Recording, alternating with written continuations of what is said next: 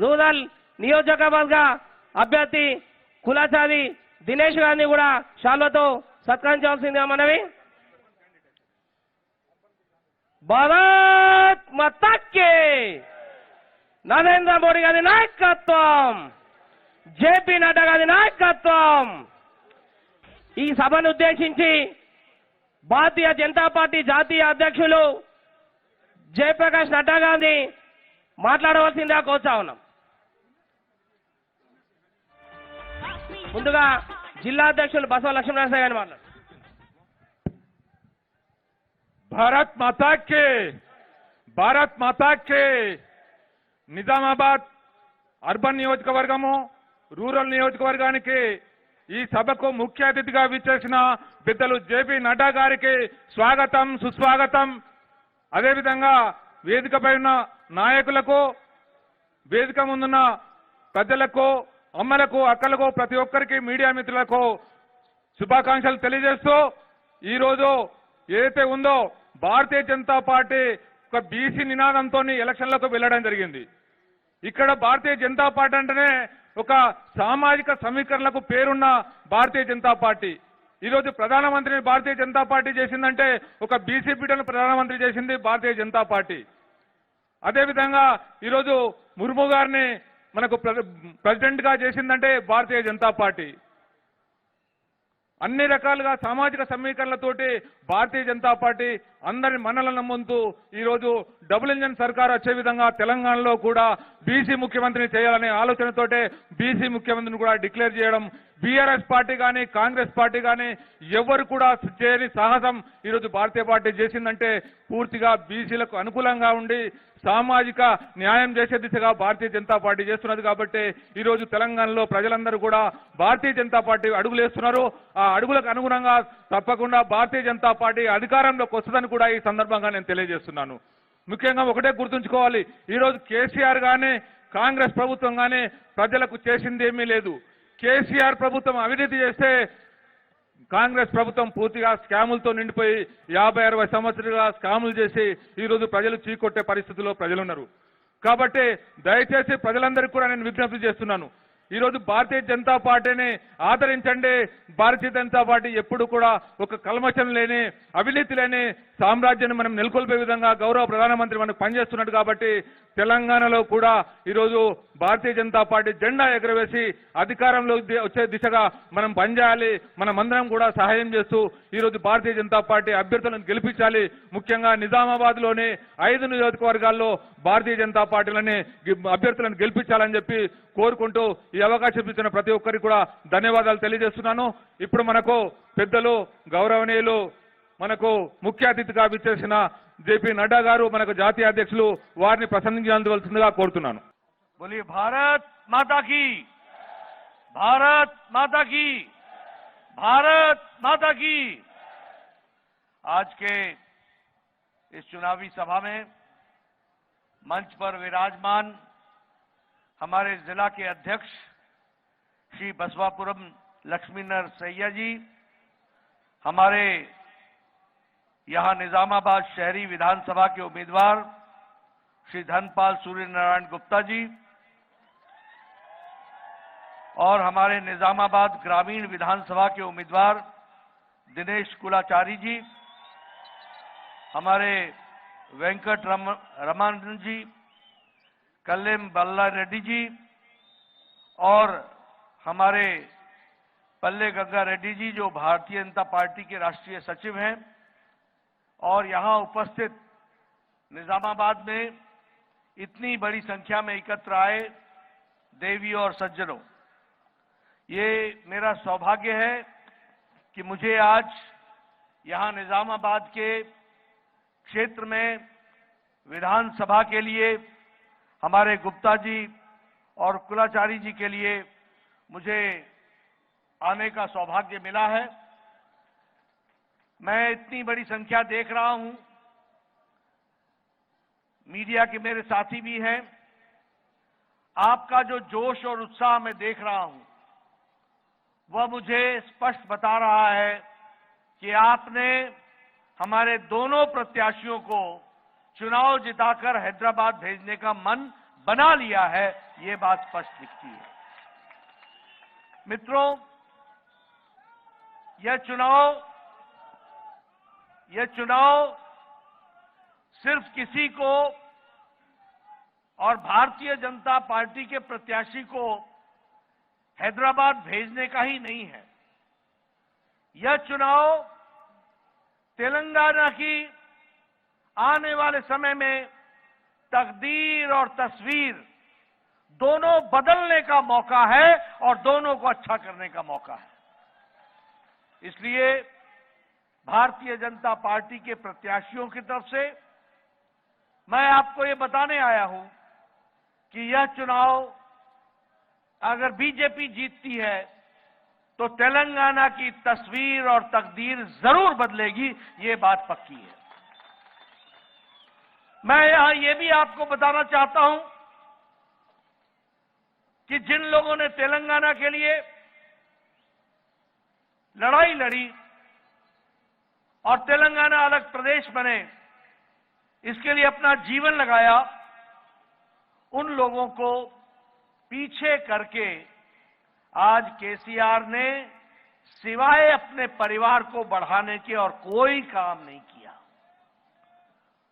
एक ही काम किया और वह काम था परिवारवाद को आगे बढ़ाना, और दूसरा काम भ्रष्टाचार करना, कुशासन। कोई एडमिनिस्ट्रेशन नाम की चीज नहीं। अपने परिवार के साथ साथ रिश्तेदारों को बढ़ाना, यही उसका उद्देश्य रहा। और तेलंगाना का टैलेंट पीछे रह गया, तेलंगाना का विकास पीछे रह गया। जब यह प्रदेश बना था तो this was one of the richest state. यह एक अच्छा प्रदेश था, लेकिन 10 साल के केसीआर के राज ने इस प्रदेश को जहां डेट में धकेल दिया, जहां उधार में डाल दिया, वहीं विकास के कार्यों को भी ठप कर दिया।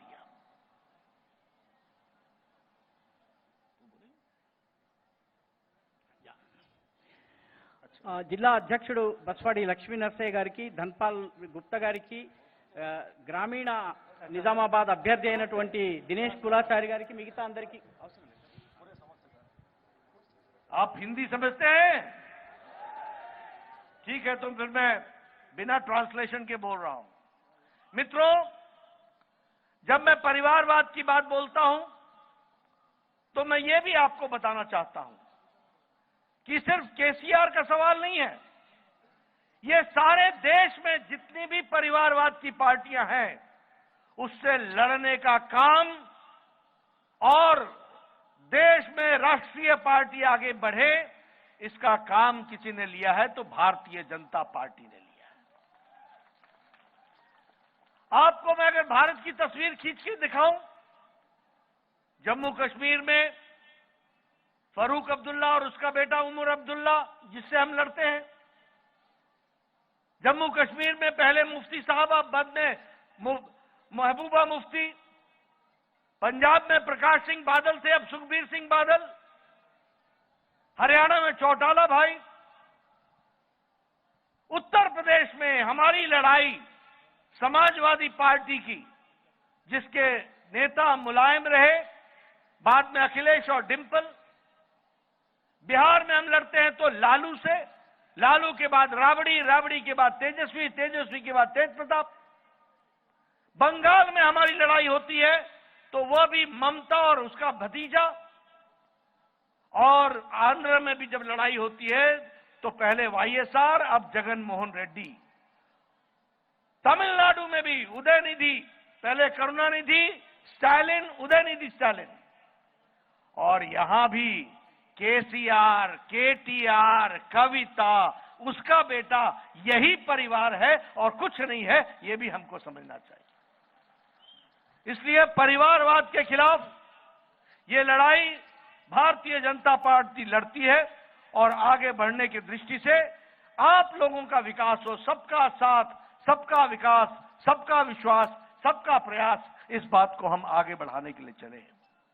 मुझे यहां यह भी कहना है कि जो प्रधानमंत्री जी पैसा भेजते हैं वह पैसा धरती पर यहां तेलंगाना में केसीआर की भ्रष्टाचारी सरकार नहीं लगाती है। और इसीलिए इस सरकार को बदल डालना है और यहां कमल खिलाना है और कमल को खिला करके आगे बढ़ाना है। मित्रों, आज आपको जान करके आश्चर्य भी होगा कि हाईएस्ट इन्फ्लेशन, सबसे ज्यादा महंगाई अगर है तो वो तेलंगाना में है। यहां केसीआर तुष्टीकरण की राजनीति कर रहे हैं और प्रधानमंत्री मोदी जी संतुष्टीकरण की राजनीति कर रहे हैं, सबको संतुष्ट करने का प्रयास कर रहे हैं। जब मैं तुष्टीकरण की राजनीति बोलता हूं तो मेरा मतलब उस बात से निकलता है कि गलत तरीके से, अनकॉन्स्टिट्यूशनल तरीके से, असंवैधानिक तरीके से किसी धर्म विशेष को रिजर्वेशन देना, उर्दू को दूसरी राज्य भाषा बनाना, उसी तरीके से यह प्रस्ताव रखना कि 4% धर्म के आधार पर किया गया रिजर्वेशन उसको बढ़ा करके 12% कर देंगे। और इसीलिए ये जो बीआरएस है ना, भ्रष्टाचारी राक्षस सुलभ और समिति, इसको घर बैठाना है और भारतीय जनता पार्टी को आगे ले जाना है। मित्रों, आपके ध्यान में है ना कि ये जो धरनी पोर्टल है, धरनी पोर्टल, यह केसीआर के द्वारा जमीन को हरनी पोर्टल है, हरनी पोर्टल। कैसे जमीन को अपने कब्जे में लिया जाए? बताओ, किसानों का नुकसान हो रहा है कि नहीं हो रहा है? हो रहा है कि नहीं हो रहा है? ये धरनी पोर्टल के खिलाफ एक्शन होना चाहिए कि नहीं होना चाहिए? अगर होना चाहिए तो हमारे दोनों कैंडिडेट को आपको हैदराबाद भेजना होगा विधानसभा में, इसकी आपको चिंता करनी पड़ेगी। मित्रों, आपके ध्यान में है ना कालेश्वरम का प्रोजेक्ट, ये केसीआर का एटीएम है, एटीएम। ये एटीएम है। जब पैसे की कमी पड़े तो कालेश्वरम का प्रोजेक्ट का साइज बढ़ा दो। 38,000 करोड़ रुपए का प्रोजेक्ट था, आज ये 1,20,000 करोड़ रुपए का प्रोजेक्ट हो गया है। और आपके ध्यान में है ना, इसका ब्रिज धंस गया। आपके ध्यान में है कि नहीं है? है ना? अब आपने याद रखना, 30 तारीख को बीआरएस को हटा देना और फिर हम इसकी इंक्वायरी करेंगे और दोषियों को अंदर डालेंगे। ये भी मैं आपको बताना चाहता हूं। आपको मियापुर का लैंड स्कैम मालूम है ना? मियापुर का लैंड स्कैम मालूम है ना? 692 एकड़, 692 एकड़ की जमीन, और यह जमीन जो सरकारी भूमि थी, इसको अवैध रूप से हस्तांतरित करके बहुत बड़ा घपला, घोटाला ये केसीआर की सरकार ने किया है। बोलो, इसके खिलाफ एक्शन होना चाहिए कि नहीं होना चाहिए? मैं पीछे से सुनना चाहिए, होना चाहिए कि नहीं होना चाहिए? मित्रों, उसी तरीके से दलित बंधु योजना, दलितों को किसी को पैसा मिला क्या? दलित भाइयों को पैसा मिला क्या किसी को? और केसीआर विधायक दल की बैठक में बोलता है कि आप लोग 30% का कमीशन ले रहे हो, 30%। खुद बोलता है 30% कमीशन। बोलो, ये गरीब लोगों के साथ अन्याय है कि नहीं है? गरीब के साथ अन्याय है कि नहीं है? दलित भाइयों के साथ अन्याय है कि नहीं है? ये बीआरएस के कार्यकर्ता और नेताओं को 30 तारीख को आपने छुट्टी कर देनी, इसकी आपको चिंता करनी पड़ेगी। मैं यहां यह भी बताना चाहता हूं, प्रधानमंत्री फसल बीमा योजना, प्रधानमंत्री जी ने प्रधानमंत्री फसल बीमा योजना लागू की, लेकिन केसीआर ने उसको यहां नहीं लगने दिया। नहीं लगने दिया ना? किसी को मिला फसल बीमा योजना का? किसी को मिला? ये भ्रष्टाचार करने का काम किया है। उसी तरीके से आपके यहां प्रधानमंत्री ग्रामीण आवास योजना था, उसका नाम बदल दिया। क्या कर दिया? 2 BHK। किसी को मिला मकान? किसी को मिला? ये सपना दिखाते रह गए और प्रधानमंत्री जी के द्वारा दिया गया प्रधानमंत्री ग्रामीण आवास योजना, उसको भी नहीं लगने दिया। अब आपने भी 30 तारीख को बीआरएस के पांव नहीं लगने देना, इनको हरा देना और फिर देखना किस तरीके से यहां 2 BHK का मकान बनता है, उसकी भी हम आपको बताना चाहते हैं। प्रधानमंत्री मोदी जी ने 5G ला दिया कि नहीं ला दिया? 5G आया कि नहीं आया? तुम्हारे मोबाइल पे 5G आता है कि नहीं आता है? और यहां 5G बीआरएस भी लेके आया। क्या? घपलाबाजी, घूसखोरी, घोटाला और गुंडाराज और गरीबी, ये 5G केसीआर भी लेकर के आया। बोलो ये 5G रखने देना है क्या? रहने देना है क्या? यहां तेलंगाना में गरीबी रहने देनी है क्या? आपको विकास चाहिए ना? मोदी जी की गारंटी है ना? मोदी जी की गारंटी है ना? अच्छा एक बात बताओ, मोदी जी के नेतृत्व में देश आगे बढ़ रहा है कि नहीं बढ़ रहा है? विकास हो रहा है कि नहीं हो रहा है? आज भारत 5वें नंबर की अर्थव्यवस्था बन गई कि नहीं हो गई? और अब आपने इन दोनों को जिताना, अगले साल फिर से 2024 में मोदी जी को जिताना, भारत 3रे नंबर की अर्थव्यवस्था बन जाएगी। ये भी हम आपको बताना चाहते हैं। मित्रों, मैं यहां ये भी आपको बताना चाहता हूं कि जहां तक देश की तरक्की का सवाल है, तो आज गांव, गरीब, वंचित, पीड़ित, शोषित, दलित, हमारा आदिवासी भाई, हमारा अनुसूचित जाति वाला भाई, हमारा किसान, हमारा युवा, इनको अगर किसी ने ताकत दी है तो नरेंद्र मोदी जी ने ताकत दी है। ये मैं बताना चाहता हूं। प्रधानमंत्री गरीब कल्याण अन्न योजना, 80 करोड़ की जनता को 5 किलो गेहूं और 5 किलो चावल, 1 किलो दाल मोदी जी ने पहुंचाया कि नहीं पहुंचाया? पहुंचाया कि नहीं पहुंचाया? 13.5 करोड़ पर लोग गरीबी की रेखा से ऊपर आ गए। ये बदलता भारत है, ये आगे बढ़ता भारत है। प्रधानमंत्री आवास योजना में 4 करोड़ मकान बना करके मोदी जी ने दिए, लेकिन इस केसीआर ने यहां धरती पर तेलंगाना में नहीं लगने दिया। अब सरकार बदल डालना, यहां भी आवास योजना पहुंचेगा। ये भी हम आपको बताना चाहते हैं।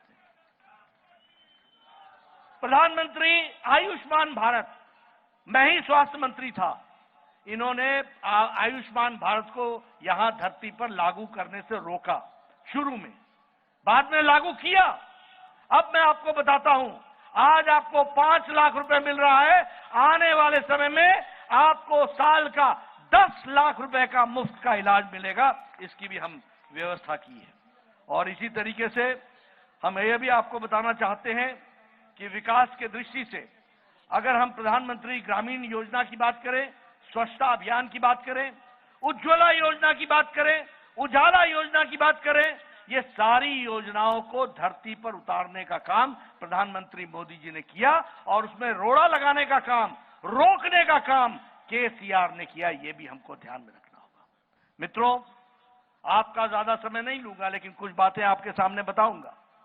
हमारी सरकार बनाओ, हम आपको वायदा करते हैं कि हम आपको अच्छा सुशासन देंगे और सुशासन के साथ साथ इफेक्टिव प्रशासन देंगे, इफेक्टिव प्रशासन देंगे। इसके साथ साथ हम जो गरीब लोग हैं उनको हम ताकत देंगे, उनको जो मार्जिनलाइज्ड लोग हैं उनको हम ताकत देंगे और हम फर्टिलाइजर और आवास की व्यवस्था कर देंगे, जिसको हम कहते हैं कुड्डू और गुड्डू, दोनों की व्यवस्था हम करके देंगे। ये भी हम आपको बताना चाहते हैं।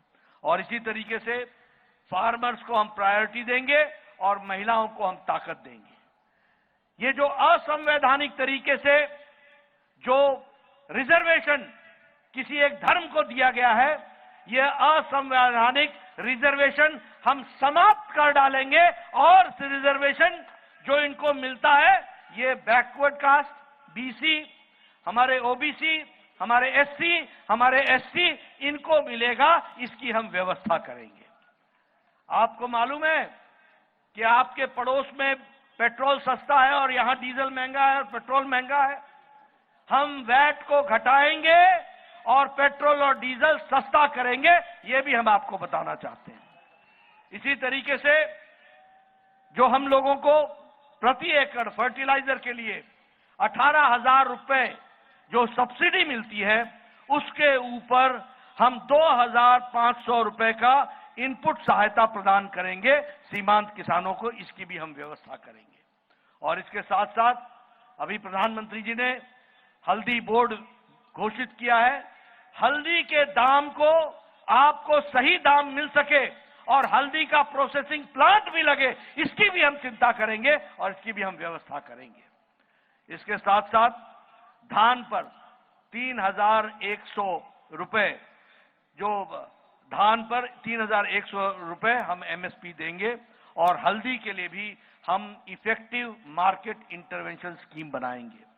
उसी तरीके से प्रधानमंत्री फसल बीमा योजना का लाभ किसानों को मिले, इसकी हम चिंता करेंगे। और हमारी बहनें बैठी हैं, इनको हम साल का 4 सिलेंडर मुफ्त देंगे, इसकी भी हम व्यवस्था करेंगे। और इसके साथ साथ जो हमारी नवजात कन्याएं हैं जो पैदा होंगी, गरीब परिवार होंगे, उनको हम जिस दिन कन्या पैदा होगी उनको हम 2 लाख रुपए उनके बैंक में डालेंगे एश्योरेंस। और जब वो 21 साल की हो जाएंगी तो वह पैसा बहनों को मिल जाएगा, इसकी भी हम चिंता करेंगे। सेल्फ हेल्प ग्रुप को, स्वयं सहायता समूह को हम 1% पर लोन देंगे ताकि वह अपना काम बढ़ा सके और उसको आगे ले चले। ये तेलंगाना पब्लिक सर्विस कमीशन जो है, ये ग्रुप ए और ग्रुप बी का जितने भी पद हैं 6 महीने के अंदर हम इसको कायदे से ट्रांसपेरेंट तरीके से हम जॉब्स देंगे और भर्ती करेंगे, उसकी भी हम व्यवस्था करेंगे। और छोटे किसान जो हैं, सीमांत किसान, उनको मुफ्त में देसी गाय मिल सके दूध देने वाली, इसकी भी हम व्यवस्था करेंगे। और सार्वजनिक अस्पतालों में इलाज के लिए, जैसा मैंने कहा, 5 लाख की जगह साल का गरीब लोगों को 10 लाख रुपए का इलाज करने की हम व्यवस्था करेंगे, इसको हम आगे बढ़ाएंगे। मित्रों, मैं यहां ये भी आपको बताना चाहता हूं कि गरीब लोगों के लिए गांव में आवास के लिए स्थल पर पट्टे दिए जाएंगे, जमीन दी जाएगी। जो भूमिहीन किसान है उसके लिए पट्टे दे करके उसको मकान बना करके देंगे। इस तरीके का हम विकास करेंगे। मित्रों, आपका ज्यादा समय न लेता हुआ मैं एक ही बात कहने आया हूं। आज तेलंगाना केसीआर के राज में आज पीछे जा रहा है, इसको आगे बढ़ाना है। बोलिए, बढ़ाना है कि नहीं बढ़ाना है? तेजी से आगे विकास करना है कि नहीं करना है? इस भ्रष्टाचारी सरकार को उखाड़ फेंकना है कि नहीं फेंकना है? अगर फेंकना है तो कमल का बटन 30 तारीख को दबाना है और विकास की नई गाड़ी आगे बढ़ानी है। इसके लिए हमको काम करना है। बोलिए, हमारे दोनों कैंडिडेट को आप जिताएंगे ना? विकास कराएंगे ना? आगे बढ़ाएंगे ना? कमल खिलाएंगे ना? बहुत बहुत धन्यवाद। जय भारत, जय Telangana.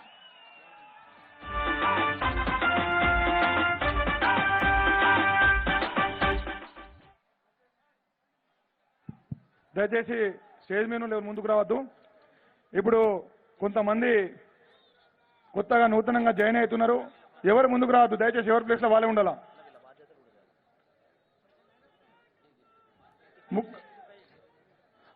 అంబాదాసరావు ex municipal corporation floor leader, వారు టీఆర్ఎస్ పార్టీ నుంచి ఈరోజు భారతీయ జనతా పార్టీలో జాయిన్ అవుతున్నారు. అదేవిధంగా Indalwai Kishan BRS state general సెక్రటరీగా పనిచేసిండు. ఇందల్వాయి కిషన్ గారికి కూడా స్వాగతం. అదేవిధంగా చెరుకు లక్ష్మణ్ గౌడ్ డిస్టిక్, ఆయన కూడా బీఆర్ఎస్ రాష్ట్ర స్థాయిలో పనిచేసిండు. అదేవిధంగా గంగాధర్ గారు డివిజన్ బీఆర్ఎస్ ప్రెసిడెంట్. అదేవిధంగా రాజశేఖర్ గారు ఎమ్మెల్యే ఇండిపెండెంట్ అభ్యర్థిగా 2014-2019లో కాంటాక్ట్ చేసిండు. వారికి కూడా స్వాగతం రాజశేఖర్ గారికి. బింగి మోహన్ గారు నిజామాబాద్ టౌన్ పద్మశాలి సంఘం అధ్యక్షులు, బింగి మోహన్ గారికి కూడా స్వాగతం. అదేవిధంగా తిరుపతి రెడ్డి గారు పసుపు రైతుల సంఘం జిల్లా అధ్యక్షులు.